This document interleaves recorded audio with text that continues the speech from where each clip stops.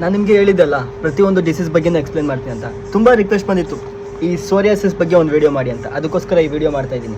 ಈ ಸೋರಿಯಾಸಿಸ್ ಏನಿದೆ ಇದು ಒಂದು ಆಟೋ ಇಮ್ಯುನಿ ಡಿಸೀಸ್, ಅಂದರೆ ನಿಮ್ಮ ಬಾಡಿ ಓನ್ ಸೆಲ್ಸು ನಿಮ್ಮ ಬಾಡಿ ಮೇಲೇ ಅಟ್ಯಾಕ್ ಮಾಡ್ತಾ ಇರುತ್ತೆ. ಓಕೆ, ಅದೇನಾದ್ರು ಸ್ಕಿನ್ ಸೆಲ್ಸ್ ಮೇಲೆ ಅಟ್ಯಾಕ್ ಮಾಡಿದ್ರೆ ನಿಮ್ಗೆ ಆಗುತ್ತೆ ಸೋರಿಯಾಸಿಸ್. ಸ್ಕಿನ್ ಪ್ರಾಬ್ಲಮ್ ಅಲ್ವೇ ಅಲ್ಲ, ಇದು ಒಂದು ಸಿಸ್ಟಮಿಕ್ ಪ್ರಾಬ್ಲಮ್. ನಿಮ್ಮ ಬಾಡಿ ಸಿಸ್ಟಮ್ ಏನಿದೆ ಇದ್ರ ಪ್ರಾಬ್ಲಮ್, ಇದ್ರ ಡಿಸಾರ್ಡರ್. ಓಕೆ, ಇದ್ರ ಮೆಕ್ಯಾನಿಸಮ್ ಏನಂತ ಅಂದರೆ ಇದು ಅಂದರೆ ನಿಮ್ಮ ಬಾಡಿಲಿ ಹೆಂಗೆ ಬರ್ತಾರೆ ಅಂತ.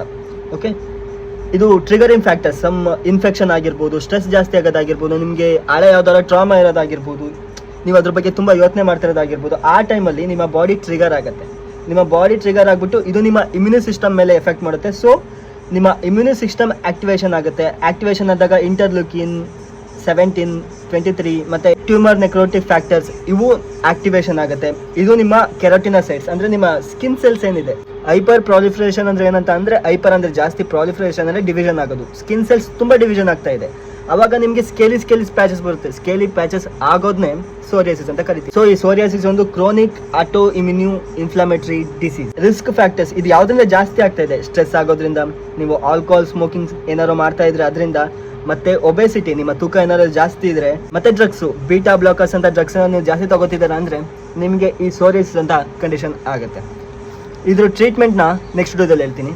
ಈಗ ಹೆಚ್ಚು ವಿಡಿಯೋಗೋಸ್ಕರ ನಾವು ಫಾಲೋ ಮಾಡ್ಕೊಳ್ಳಿ, ಯಾಕಂದರೆ ನಿಮ್ಮ ಆರೋಗ್ಯ ನನ್ನ ಆದ್ಯತೆ. ಧನ್ಯವಾದ.